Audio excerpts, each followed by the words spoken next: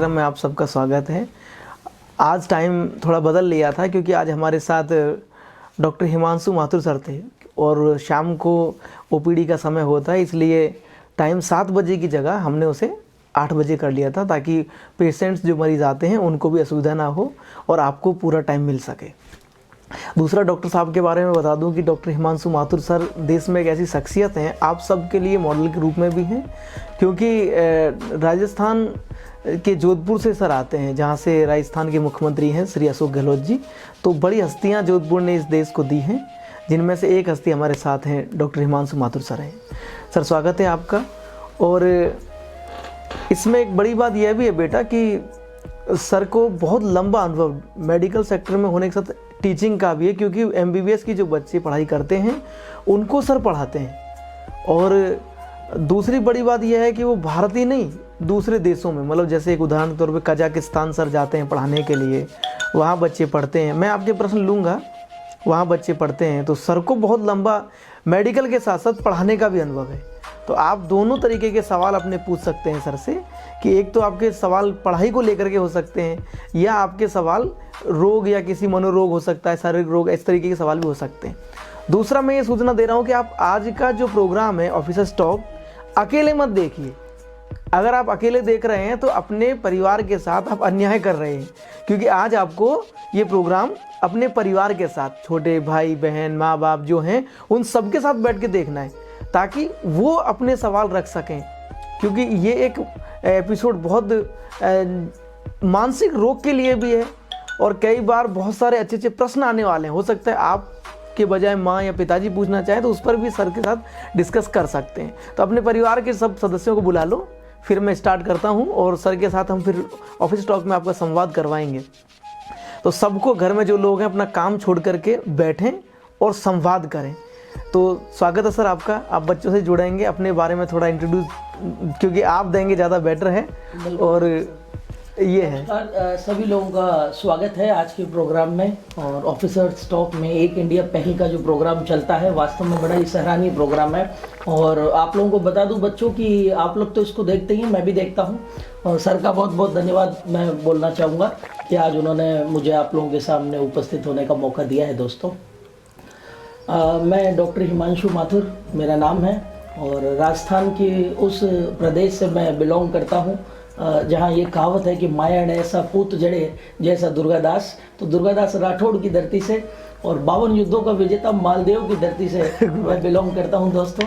और जोधपुर से मेरा ताल्लुक़ है। जयपुर में अभी मैं इन दिनों कई वर्षों से जयपुर में ही सेटल हूँ, यहीं पे मेरा मकान और अस्पताल भी है।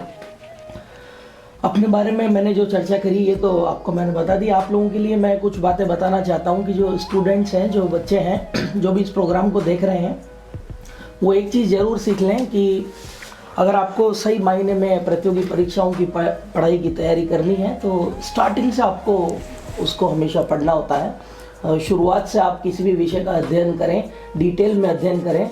अगर आप आरएस की तैयारी कर रहे हैं, अगर आप आईएएस की तैयारी कर रहे हैं, जो भी सीईटी एग्ज़ाम की, जो भी प्रतियोगी परीक्षा की तैयारी कर रहे हैं, बिल्कुल बेसिक कंसेप्ट से होते हुए आपको निकलना पड़ता है। ये बात नहीं सोचनी होती कि ऑलरेडी कई स्टूडेंट्स हमारे पास इस एग्ज़ाम को दे रहे हैं तो हम लोग पीछे से यहाँ पे कनेक्ट हुए, मतलब नए छात्र हैं और कई छात्र ऑलरेडी इसके अंदर एग्ज़ाम दे रहे हैं, कई सालों से दे रहे हैं, उनका सिलेक्शन नहीं हुआ तो हमारा कैसे होगा। इससे कोई फ़र्क नहीं पड़ता कि कोई कितनी बार से एग्ज़ाम दे रहा है। हो सकता है उसके कंसेप्ट वहाँ क्लियर नहीं थे, आप फर्स्ट अटैम्प्ट में ही सेलेक्ट हो सकते हो। तो ये बात बिल्कुल ही गलत है कि हम पीछे से जुड़ रहे हैं या नए जुड़ रहे हैं, इसमें तो बहुत समय लगता है, 10 साल लग जाते हैं, 5 साल लग जाते हैं। पंचवर्षीय योजना है, ऐसे फेमस है, लोग बोलते हैं एग्ज़ाम जो है गवर्नमेंट के एग्ज़ाम पंचवर्षीय योजना है, एक बार में सिलेक्शन होता नहीं, कई बार तैयारी करनी पड़ती है। तो ये सब चीज़ें मेरी नज़र में बिल्कुल गलत है। सही मायने से अगर आप बिल्कुल बेसिक लेवल से उठकर एक बार तैयारी कर लें तो आपको कभी भी तकलीफ नहीं आएगी एग्ज़ाम देने में। दूसरा, यहाँ तक मुझे लगता है कि बच्चों को बात समझ में आई होगी। तीसरा, एक अच्छा सवाल है मेरा, अभी सब बच्चे ध्यान से पेन कॉपी लेके बैठना इस बात पर। दैनिक भास्कर ने अभी कुछ दिनों पहले एक सर्वे किया, वो मेरे लिए बहुत काम का था, क्योंकि मैं आत्महत्याओं पर बहुत सोचता हूँ कि बच्चे मेरे मर रहे हैं, और मेरी सबसे बड़ा मोटिवेशन भी मेरे लिए यही था जो मैं बदला। तो कि बच्चे नहीं मरने चाहिए, क्योंकि वो सपने देखते हैं वो पूरे होने चाहिए। और मुझे लगता है कि देश की सबसे अमूल्य निधि भी वही बच्चे थे जो इस देश में बहुत कुछ करना चाहते थे, लेकिन संसाधन नहीं मिले। उन्होंने लगा कि मेरा आखिरी चांस है और वो मर गए। मैं उनको बचाने के लिए एक पहल इंडिया का निर्माण करने में लग गया।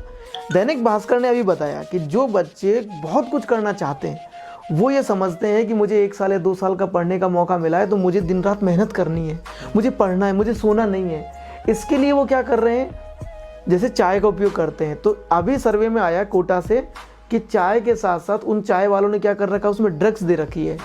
तो ड्रग्स दे रखी है तो ड्रग के आदी हो रहे हैं उस चाय के माध्यम से, ड्रग के आदी हो रहे हैं। अब वो नशे की आदत लग गई उनमें।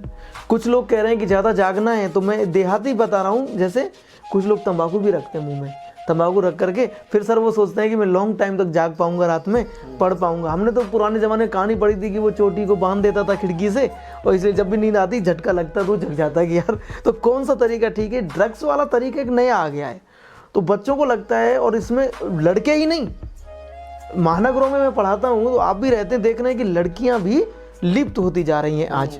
अब जयपुर में भी बहुत माहौल देखने को ये मिल रहा है। तो आप क्या मतलब क्या कहना चाहेंगे इस बात पर कि बच्चों को चाय, कॉफ़ी, या इसमें जो थड़ियों पे जाके बच्चे चाय पीने लग जाते हैं कि चलो ठीक है 5 रुपए की चाय पी के आते हैं, तो वो ड्रग के शिकार हो रहे हैं। तो इस पर वो कैसे बचाव करें, क्योंकि आज का बच्चा बहुत मतलब इसका आदी होता जा रहा है। बिल्कुल सर, ये बात बिल्कुल सही है। और इसका तो क्या बताएं आपको कि हमारे मारवाड़ में भी इसकी प्रचलन है जी। एक जगह है, मैं जगह का नाम तो नहीं लेना चाहूँगा, लेकिन वहाँ पे आराम से लोग बाग जाते हैं और चाय के अंदर जो है वो अम्ल का असर चाय के साथ बहुत बढ़िया होता है। बहुत बढ़िया होता वो है। अमल जो है उसका सेवन करते हैं, कई राजा महाराज भी करते थे। ठीक है। बच्चे पढ़ते इतिहास में पढ़ा होगा, राव गंगा जी की मृत्यु इसीलिए हुई थी, और जबरदस्ती जो है वो गिर गए थे ऊपर से नीचे, गंगा खा रखा था उन्होंने और नशे में गिर गए, और गिरने की वजह से उनकी मृत्यु हो गई। लेकिन उनके बेटे मालदेव पे इल्जाम लग गया कि इन्होंने धक्का दिया है। राजस्थान का पितृहंता उसको बोलते हैं पहला, है ना।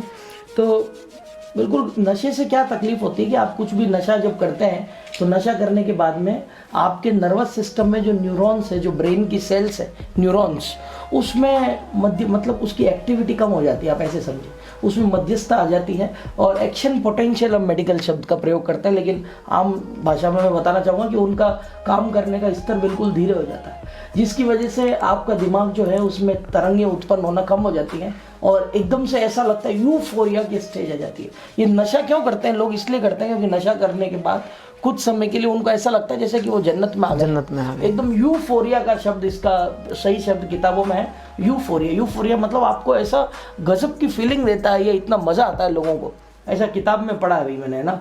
और इतना गजब का उनको महसूस होता है कि उनको बार बार, एक बार जब उस स्टेज से वो बाहर आते हैं तो लगता है अपन तो वही ठीक थे, इतनी प्रेशर की जिंदगी में जी रहे हैं, पढ़ रहे हैं, तो एक काम करते हैं थोड़ा एक बार और ले लेते हैं, एक बार और यूफोरिया में चले जाते हैं। ऐसा करते करते उनकी आदत होने लग जाती है, लेकिन वास्तविकता में उनकी ब्रेन की सेल्स डैमेज हो रही है, और एक बार अगर ब्रेन की सेल डैमेज हो जाए तो उसके बाद तो अपने आप की भी नहीं सुनती, और फिर वो ब्रेन की सेल्स नहीं बनती, नहीं, जितनी खराब हो गई उतनी खराब हो गई, और ज़्यादा वो जो है इंसान डिप्रेशन के अंदर जाता रहता है और अंत में जो है वो गलत कदम उठाता है। तो इन चीज़ों का इस्तेमाल, इन स्टिमुलेंट्स का इस्तेमाल, चाय का इस्तेमाल, कॉफ़ी का इस्तेमाल, ये केवल बेकार की चीज़ें, हमारे हिसाब से इसकी इस्तेमाल होना ही नहीं चाहिए। अगर आपको केवल फ्रेश ही होना है तो मैंने बताया आपको अलार्म मेथड का इस्तेमाल कीजिए, इससे आप ज़्यादा समय के लिए आप पढ़ सकते हैं। अलार्म बजे तभी उठना है, उस समय उठकर आपको जाना है, एक समय में एक कंसंट्रेशन से काम कीजिए, पढ़ाई के समय पढ़ाई कीजिए, इसी तरीके से आप जो है सक्सेसफुल हो सकते हैं। स्टिमुलेंट का प्रयोग नहीं करना चाहिए। आज बच्चों ने बहुत धैर्य से आपको सुना है सर, मुझे लगता है कि मैं सारे प्रश्न मैं ही करूंगा तो इनके साथ अन्याय होगा, क्योंकि रोजाना इनको प्रश्न पूछने का पूरा मौका देता हूं।